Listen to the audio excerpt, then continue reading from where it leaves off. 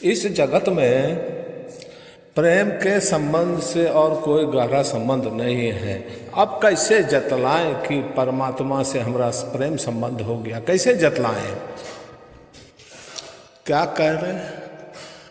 दुकानदारों की तरह, जिस तरह ग्राहक और दुकानदार का संबंध है उसी तरह मेरे परमात्मा का भी मेरा संबंध है। ये बताएं, पार्टी और पार्टी के सदस्यों से जो संबंध है क्या वही बताऊं कि परमात्मा से मेरा वही संबंध है? क्योंकि पार्टी बदलने में देर कितनी लगती है। आया राम गया राम। राम जी कभी इधर, राम जी कभी उधर।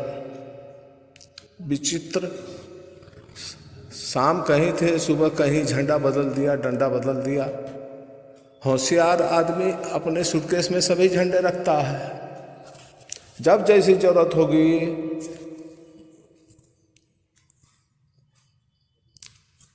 कैसे कहे कि परमात्मा से हमारा कैसा संबंध होगा, किस तरह का संबंध। इसीलिए कबीर ने ठीक कहा है कि वो संबंध प्रेम से ही कहा जा सकता है, पुलक से ही कहा जा सकता है।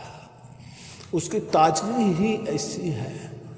उसे पति पत्नी का भी संबंध नहीं कह सकते, क्योंकि पति पत्नी का संबंध में वासना हो जाता है और बासी हो जाता है। लेकिन परमात्मा का संबंध सदा ताजा रहता है, अर्थात सुहागरात चुकती ही नहीं। इसका विश्लेषण होना चाहिए। सुहागरात क्या? सुहागरात उससे कभी चुकती ही नहीं। मनुष्यों के संबंधों में जो सुहागरात है वो आती है, चली जाती है और चुक जाती है, लेकिन परमात्मा के साथ जो है वो ताजी रहती है, सुबह के ओस की तरह ताजी और स्वच्छ पानी की तरह। इसलिए कभी नहीं कहते कि मैं तेरी पत्नी, जस्ती नहीं बात, दुल्हनिया अभी अभी ताजी ताजी, अभी शायद घूंघट भी नहीं उठा है, अभी गांठ बंधी ही है, शायद सहनाई अभी बजी नहीं, इतनी ताजी, शायद अभी मंत्रोच्चार चल ही रहा है, शायद वेदी की अग्नि भी ना बुझी हो, मेहमान भी शायद विदा ना हुए हो। वो पुलक, ताजी पुलक, अभी अभी खिली हुई कली, उससे ही तुलना दी जा सकती है।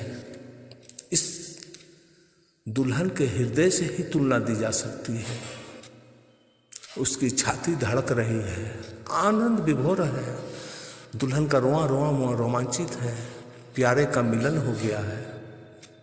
कितने दिनों की प्रतीक्षा के बाद, कितने रातों के इंतजार के बाद, कितने आंसू, आज सब सफल हो गए।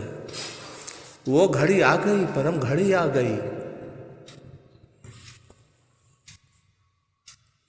प्रेम से ही प्रार्थना समझाई जा सकती है, और नहीं तो प्रेम से संबंध से गहरा कोई संबंध नहीं है इस जगत में।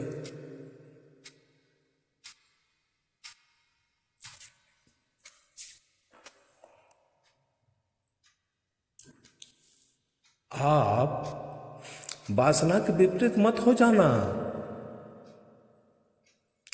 वासना के पार जाना है, लेकिन जो वासना के विपरीत हो जाता है वो वासना के पार नहीं जा सकता, उसमें उलझ जाता है, संघर्ष में पड़ जाता है, द्वंद्व में पड़ जाता है। इसलिए वासना से मैत्री रखना, साथ ले लेना, जहाँ तक वासना ले जा सके उसका उपयोग कर लेना। वासना की तरंग पर चढ़ जाना, वो जितने दूर तक तुम्हें नाव में अपने बिठा कर ले जा सके चले जाना। और जब वासना आगे ना ले जा सकेगी तो तुम पाओगे कि तुम और एक बड़ी तरंग आई, वो है प्रार्थना की। लेकिन वासना की यात्रा पहले पूरी हो जानी चाहिए, तब प्रेम का तरंग आएगा।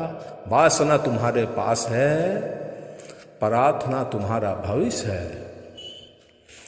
वासना की सीमा तुम्हें पूरी करनी ही होगी। जो कच्चे भाग जाते हैं वो उनके जीवन में कभी पलट के नहीं आते। इसलिए मैं कहता हूँ संसार के लोगों से कि संसार से भागना मत, पूरी संसार को पूरी तरह जी लेना। परमात्मा ने भेजा है तो जीने के लिए, भागने के लिए नहीं। परमात्मा भगोड़ों पर भरोसा नहीं करते। हम तो भगोड़ों में इतने भरोसा करते हैं इतना कि जिसका कोई हिसाब नहीं। हम तो भगोड़े को बड़ा स्वाभिमान देते हैं। जरा सोचो, तुम्हारे तर्क की भ्रांति तो देखो। यदि कोई युद्ध से भाग जाता है तो तुम उसे कायर कहते हो, और जीवन के जो युद्ध से भाग जाते हो तुम उसे महात्मा कहते हो। चले गए हिमालय गुफा में बैठ गए राम नाम, और तुम चले चरण छूने उनके। ये है भगोड़े, ये कमजोर हैं, ये इतने बलशाली नहीं थे कि जगत की चुनौतियों को झेल सके। लेकिन हम भगोड़ों को इतने आदर करते हैं। हमने तो कृष्ण का नाम भी रख दिया भगवान का, रणछोड़ दास जी। रणछोड़ दास का मंदिर भी है कहीं पर। रणछोड़ यानी भागे हुए भगोड़े जी। सोचिए क्या क्या है इन्होंने। यदि तुम्हारे सभी महात्मा रणछोड़ दास जी हैं, तुम छोड़ के मत भागना। तुम्हें जीना है, इस संघर्ष से गुजरना है, इस आग से ही गुजर के निखरोगे। वासना तुम्हें धीरे धीरे अनुभव में ले जाएगी, जहां तुम पाओगे वासना अंधेरे में टटोलना था और प्रार्थना रोशनी है। वासना टटोलने जैसा था और प्रार्थना रोशन जगत है। वासना में जो भी महत्वपूर्ण था वो प्रार्थना में बच जाता है, और बाद बाकी कचरा जल जाता है।